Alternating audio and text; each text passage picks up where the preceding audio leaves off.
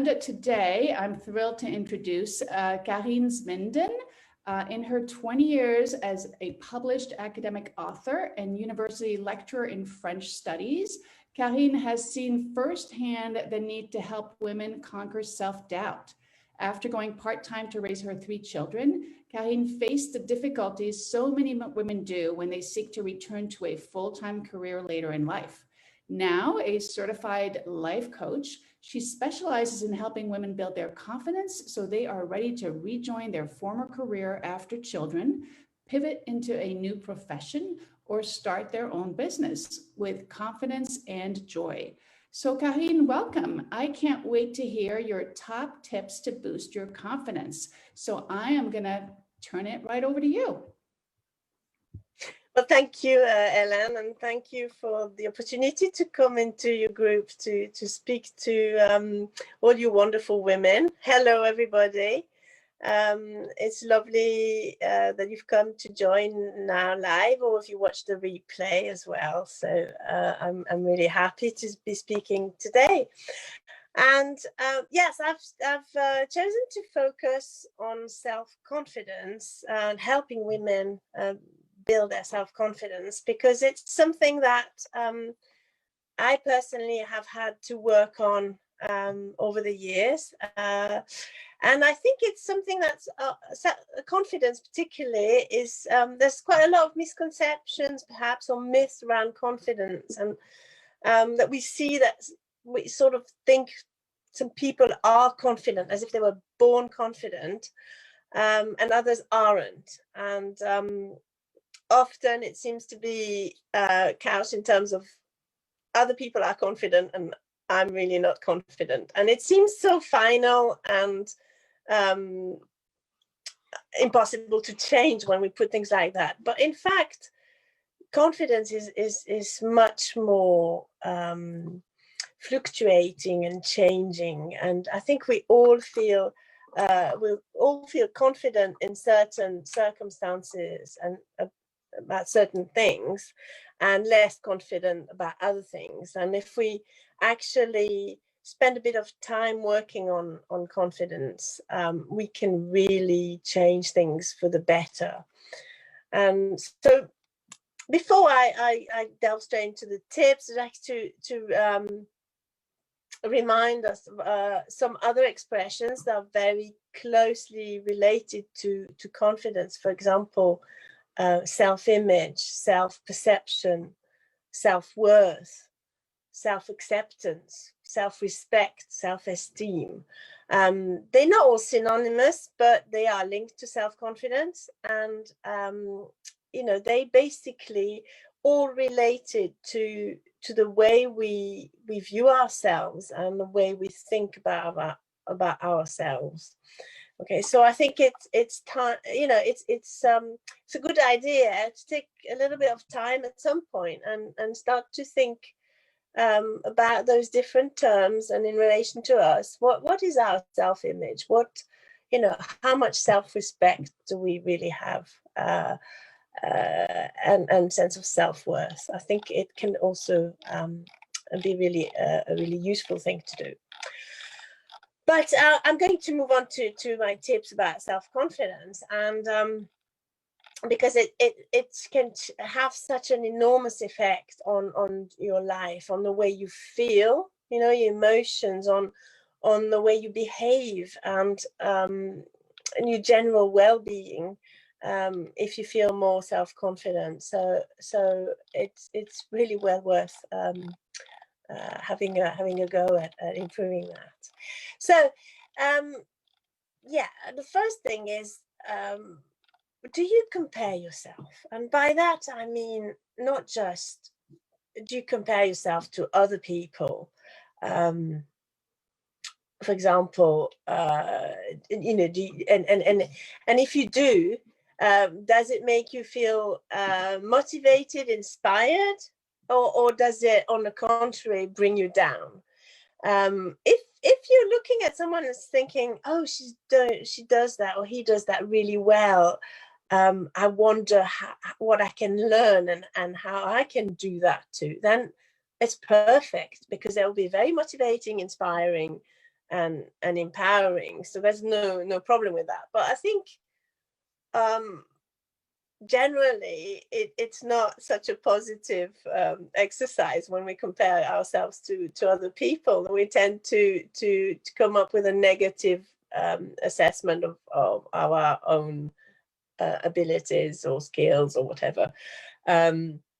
So if you compare yourself to others and you always sort of come up with a negative assessment or falling short, feel that you're falling short of those comparisons, you're really taking power away from you, and you're also doing something that's completely unproductive, because we know we're unique, we know we're irreplaceable, but if we don't resist this comparison to others, we are actually doing something that's pointless, because their achievements are meaningful, whether they're perceived or real. They're meaningful to them, to their values, to their goals, to their lives, to what they want.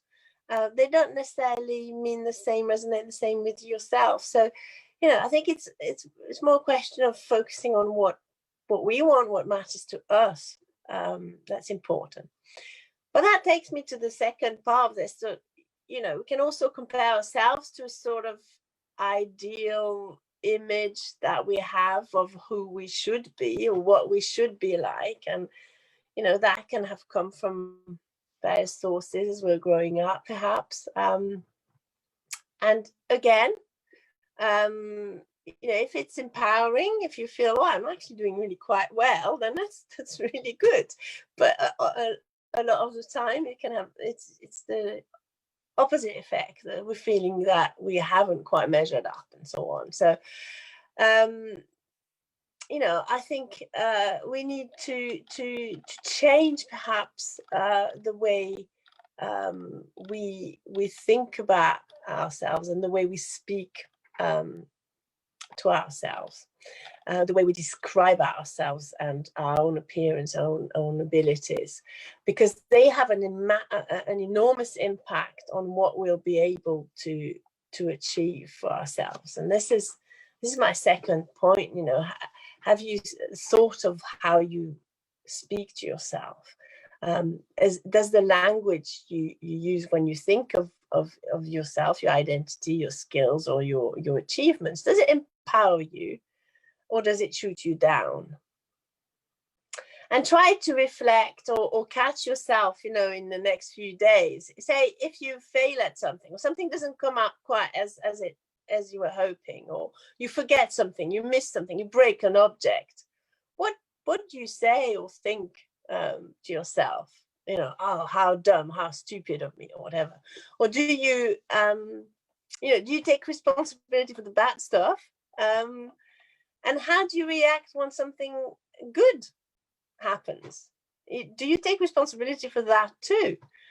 Say, oh, I've done really well, what a great achievement, well done. Or do you put it down to luck? And I think it's very easy to fall into a trap where we're quite keen to take on responsibility for things that don't quite work out as well as they should, or we're hoping, but put down to luck, chance, or whatever, good fortune, anything that works out well and we succeed in. Okay, so observing again the vocabulary we use when we think of ourselves and our achievements, or things that don't quite happen the way we wanted them to, is also important, and it's important to try and change that.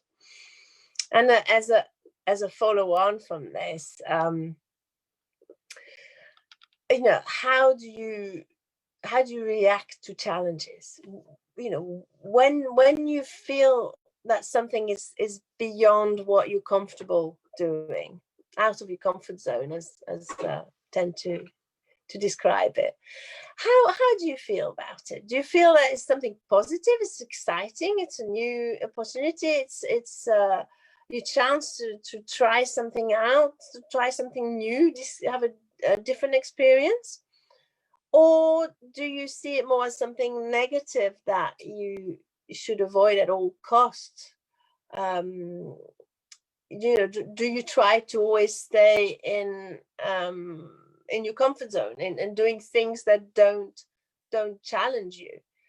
There's nothing wrong with that, but you know, I think if you if you realize that you tend to shy away from doing new things, trying new things, and it's bothering you, I think changing the way you describe challenges or consider challenges to yourself could have a positive impact on your own attitude and your confidence to tackle new things. So if the you know, your description of challenges is couched in negative terms, try to change it, instead of thinking, oh, I really can't do this or that.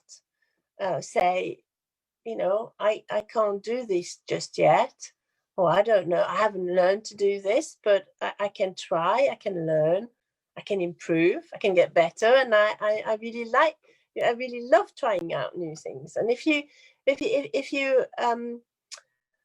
take on new challenges in this way, you're much more likely to have a go at them and then to get better at them and experience success.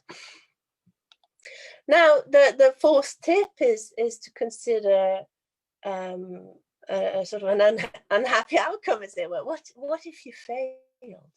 Yeah, fear of failure is a massive reason that people will lack confidence in trying something, or just decide not to try something. They might be worried about what other people will think if they fail. They might be worried that they will look stupid, or, you know, just feel embarrassed. And it basically stops them even trying, just because they worry about a possible negative outcome. So, you know, it's, I think it's also because, as I said, you know, we can tend to describe confidence or think of confidence as a sort of fixed identity trait, that we're either confident or we're not. But it's also perhaps about success. Success is more, or learning, if you want, is more of a process. And, you know, you have failures and you have another failure and you learn from it and you change something, and then you fail better. You know, there's this saying, you know, just fail better and better, and then eventually you succeed. And it's all, we should see it more as a process rather than a, you know, a switch on or off. So what if you failed? You know, what would be the worst possible outcome? What would be the worst possible thing that could happen if you fail at something or other? And if you did, what could you do to make it better? How could you improve it? What would be the best possible outcome? Taking this on its head and looking at the other side of it.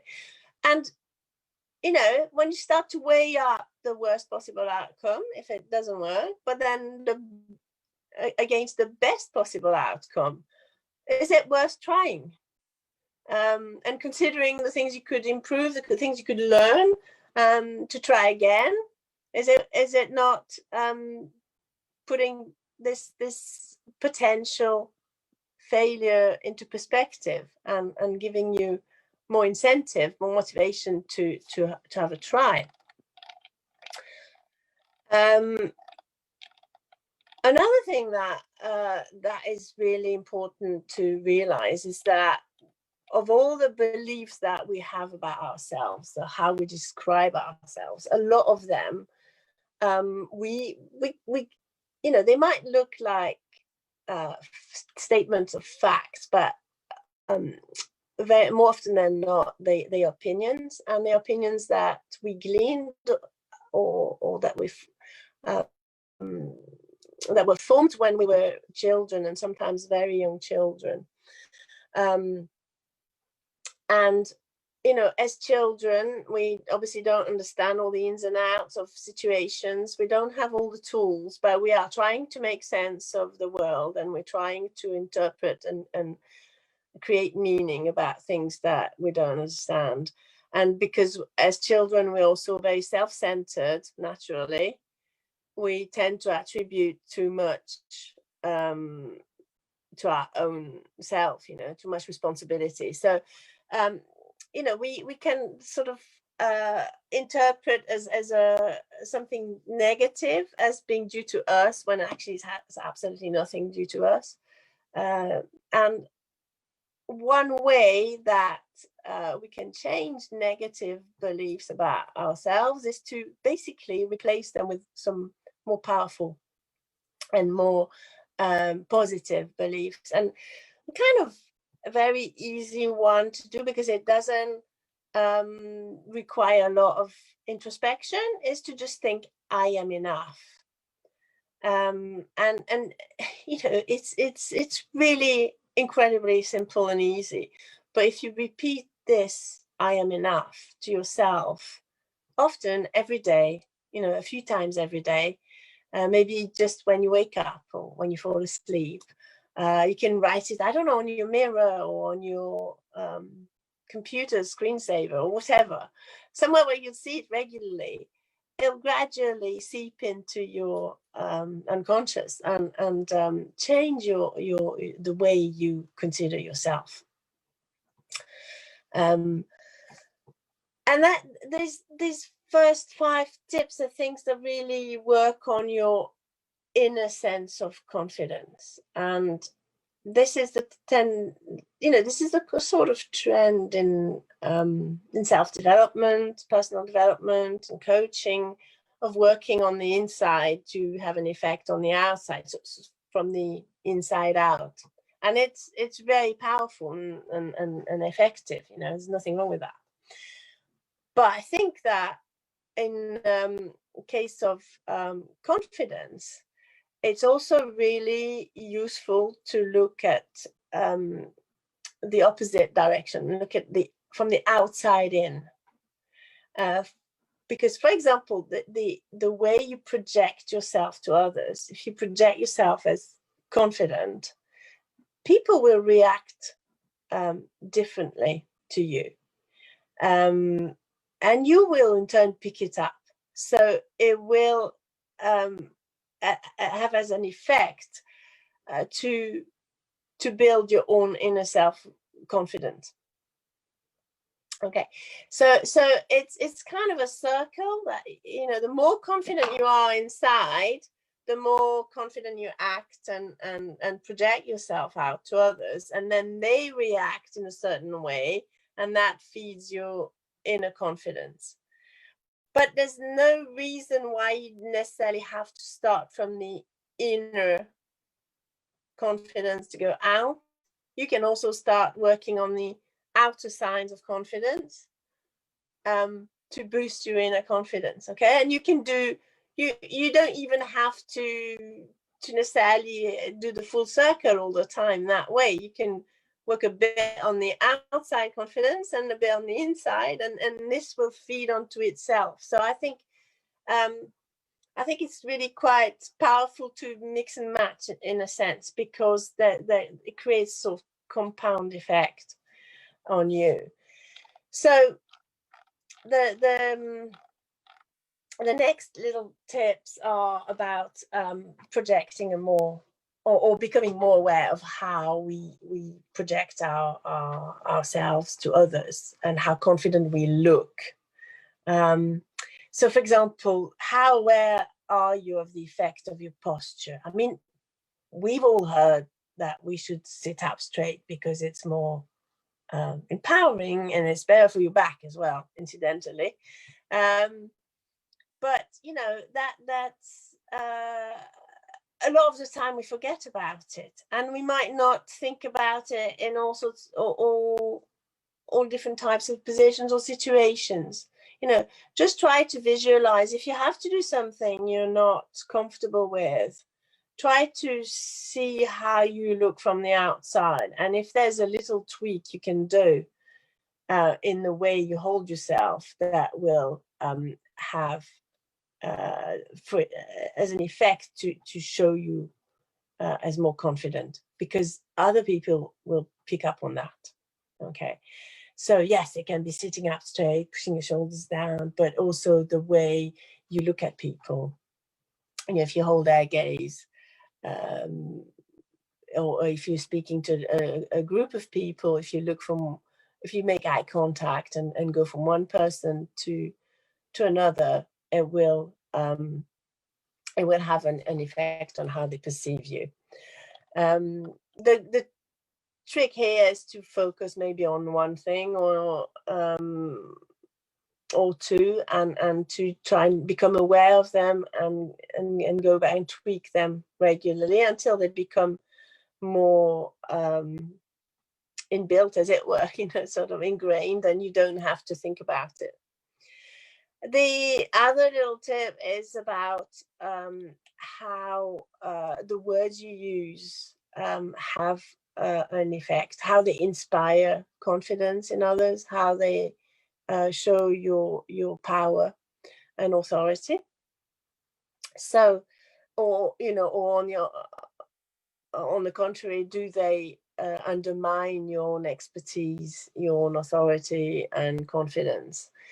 So, for example, that's perhaps something that's a bit more of a British problem. But, as we were sort of taught to be very apologetic as a sign of good manners and politeness. And it can become really overdone and so automatic that we don't necessarily realize that we're apologizing all the time for things that we have nothing to apologize for. But words, there's more subtle words that can undermine what you say. By if you add just, I'd just like to know, it really minimizes your request. Whereas if you say, I'd like to know, it's not aggressive, it's not impolite, but it's more assertive, and you will come across as more confident. And similarly, what is your intonation like? What is your tone of voice? Do you sound all hesitant and like you leave your sentences in the middle and raise your voice at the end because you're sort of expecting a response to an acknowledgement or validation? Or do you speak in shorter sentences perhaps and close off what you say by lowering your intonation at the end of the sentence? These are quite small things, but they have a really strong impact on how people perceive us, and I think also how we feel when we're expressing ourselves. I think these are things that we do also pick up. Are you aware of the effect of the clothes you wear? And yes, we've all heard about power suits and things like that, but they're not necessarily suitable for you and your lifestyle and your realm of activity. So it's no use taking a sort of ready-made, confident look that doesn't resonate with you. Again, this is like comparing yourself to others. What is significant, meaningful to them might not be for you, but it's more feeling how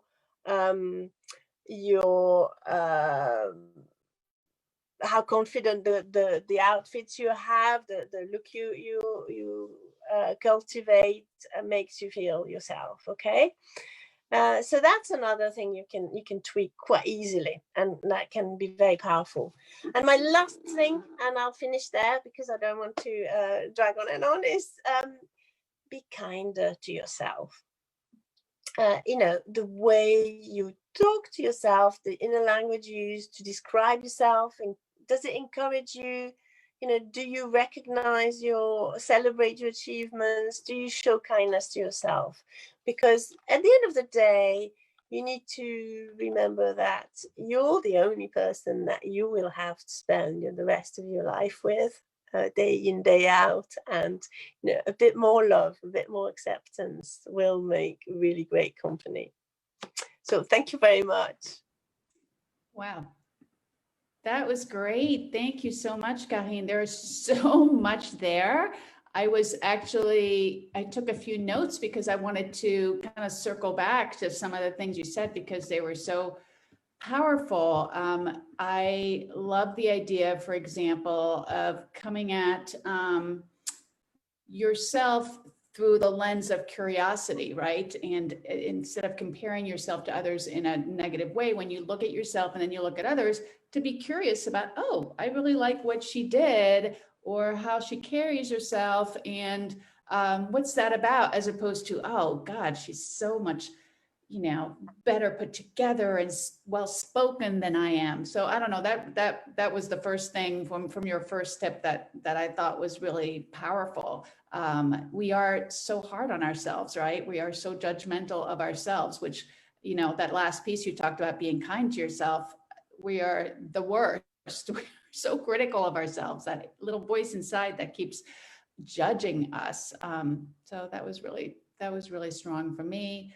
The other piece was the comparing yourself to an ideal, and that's where our perfectionism gets triggered. It's just not possible. There's just, that ideal is not humanly possible. So why go there? And it makes you not appealing, I think, in a way to even try to be such an ideal, because then you're hiding part of yourself, because we're all human and we're all fallible and we're, all have our struggles.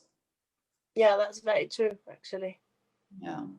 And then something else that when you were talking about getting out of your comfort zone and the learning frame, that made me think of Carol Dweck's work on growth versus fixed mindset, which, she is so powerful about how are you looking at your life and what is your mindset? Is your mindset the one where everything is the way it is and I can't change anything and I'm so powerless, versus I can learn, I can grow, I can, rise up from whatever struggle I'm in. I'm sure you're familiar with her work, but that just sounded so pertinent to me. And then, I love the I am enough. I put that in the comments. The fact that the I am enough is such a great mantra. And so, such an easy thing to say when you maybe can't come up with a more empowering way of thinking about something, just breaking it down to, I think it kind of works in every situation, right? Yeah. It comes from Marisa Peer. She talks a lot about that. She's sort of hypnotherapist, and I think it's powerful because it's simple and it can apply to everybody at all times. You don't have to spend a long time introspecting and analyzing. It's just useful. And then the last piece that really resonated with me was around how you're showing up and what you're projecting out in the world, in terms of your posture, eye contact, all of that. And it all comes down to me for, you're showing others, but also yourself, who you are, through the way you're showing up, through how you're talking about yourself and thinking about yourself, and how your posture. Are you like this, or and your intonation? Do you have that little voice, or that, that question voice like you were talking about? So I think there's so much there in terms of just being aware. I mean, I guess it all starts with awareness, like just being aware of how you're showing up, what you're projecting, even just being aware of the voice inside that's talking shit to yourself. Like, it's just a way to start just with awareness. So I so appreciate you sharing that today, all of your insights. And I also would love to let our viewers know that you have a gift for everybody, just to add on to this wonderful talk. You've got a free gift. I think it's called Boost Your Confidence Booklet, but why don't you tell us a little bit about it? Yeah, so basically, most of what I've been talking about today comes from this booklet that I wrote about 10 ways to boost your confidence. So it just describes a bit, it goes into a bit more detail about the various points that I've explored. And at first it describes a bit more about self-confidence, what it is, and how to think about it and work on it. It has a few spaces to do some exercises and introspection. So it's a really useful resource, and I'm happy to offer it for download so that it supports and summarizes what I've covered today and goes in a bit more depth on some aspects. Yeah, well, thank you so much. That's so generous of you. We really appreciate it. I know everyone will go and grab that. I'll be putting the link to that to Karine's booklet in the comments. So please check that out. And I really want to thank everybody for joining us today, and a special thanks to Karine for sharing your wonderful tips to boost our confidence. Thank you very much for having me. It was a pleasure.